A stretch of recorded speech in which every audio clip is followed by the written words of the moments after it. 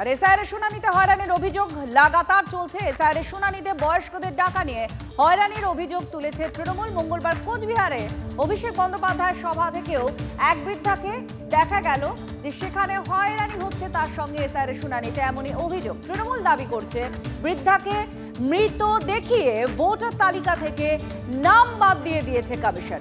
মঞ্চ থেকে নেমে সেই বৃদ্ধা আবার কি বললেন? 6 মাস ধরে ভাতা পাচ্ছেন না রাজ্য সরকারের। বৃদ্ধার আক্ষেপ, ঘর ভেঙে পড়ে আছে। হাতিয়ারি কি বুমেরাং তৃণমূলের?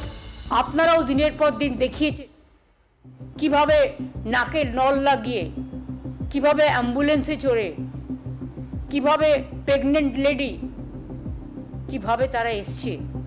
আপনাদের অনেক ধন্যবাদ। এসআইআর শুনানিতে বৃদ্ধা অসুস্থদের হয়রান করার অভিযোগ মঙ্গলবারও তুলেছেন মুখ্যমন্ত্রী। সেদিনই কোচবিহারের সভায় দেওয়ানহাটের এক বৃদ্ধাকে মঞ্চে তুললেন অভিষেক।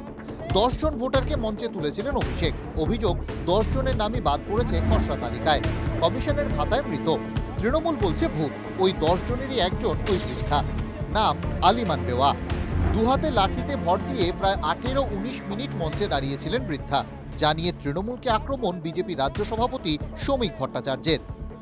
কোমর হয়েছে না, ওই জন্য হাত পেট ভাঙা, কাউ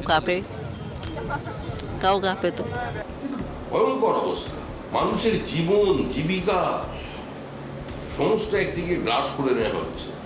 এত বড় প্রতিহিংসা পরায়ণ অসহিষ্ণু সরকার ভারতবর্ষের নেই। যে মহিলাই বিবৃতি দিয়েছেন তার কথায় সেটা প্রকাশ।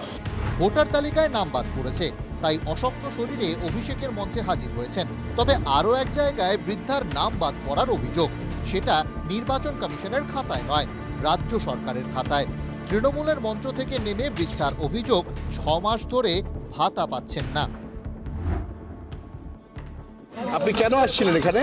কাঠি দিতে, হ্যাঁ হ্যাঁ, মমতা বসে দেয়, কাঠি দেয়। হ্যাঁ, টাকাও পান না, 6 মাস থেকে টাকা পান না। কিসের টাকা পান না? ভাতার টাকা। ভাতার টাকা কেন পান না? ভাতার টাকা দেয় না। কে দেয় না? পাঙে না, যাং ডাঙার ঘুরিয়েছুন। তার মধ্যে ঘর একটা মোর ভাঙি পড়িয়েছে, ঘর মোটা কিছু পাং না। সরব বিজেপি সিপিএম। তৃণমূল কংগ্রেসের মতো অসহিষ্ণু কোনো সরকার এই মুহূর্তে ভারতবর্ষে নেই। যাদের জন্য আন্দোলন করছেন তাদের মঞ্চে দাঁড় করিয়ে রাখছেন, তারাই এবার মঞ্চে নেমে বলছেন ভাতা পাচ্ছি না, ঘর পাচ্ছি না। এটাই পশ্চিমবঙ্গের সার্বিক চিত্র। এই স্ক্রিপ্টটা তো হচ্ছে তোমার গিয়ে আরএসএস এর কাছ থেকে ধার করা। আইপ্যাকের মতো কোম্পানি কি কাজ করে? কখনো এই স্ক্রিপ্টটা বিজেপির কাছে গেছে, কখনো তৃণমূলের কাছে গেছে। প্রডিউসার আলাদা হতে পারে, অ্যাক্টর আলাদা হতে পারে, তো স্ক্রিপ্ট রাইটার তো এক। কোচবিহারে দাঁড়িয়ে অভিষেক বলেছেন, আগামী দিন 16 লক্ষ লোককে দেবে, তার মধ্যে 1.5 লক্ষ মানুষ খালি কুচবিহার থেকে বাড়ি পাবে আগামী 2 মাসের মধ্যে। এটাও মামাটি মানুষের প্রতিশ্রুতি, আমাদের মুখ্যমন্ত্রী কথা দিয়েছে। দেওয়ানহাটের বৃদ্ধাও কি পাকা ঘর পাবেন, যাতে বাকি দিনগুলো জীবনমৃত হয়ে কাটাতে না হয়? সুমন কল্যাণ ভদ্রের রিপোর্ট, TV9 বাংলা। কনকনে শীত মিলল না মকর সংক্রান্তিতে। স্বাভাবিকের চেয়ে নামলই না কলকাতার পারদ। কলকাতার সর্বনিম্ন তাপমাত্রা দাঁড়ালো 13.7 ডিগ্রি সেলসিয়াস। যদিও গত 2 বছরের তুলনায় সংক্রান্তিতে এই ঠান্ডা বেশি। 2024-এর সংক্রান্তিতে তাপমাত্রা ছিল 19.7, মানে প্রায় 20 ডিগ্রির ঘরে। আর 2025-এর সংক্রান্তিতে 16.6 ডিগ্রি। মাঘের শুরুতে ঠান্ডা কিছুটা বাড়তে পারে বলেই পূর্বাভাস।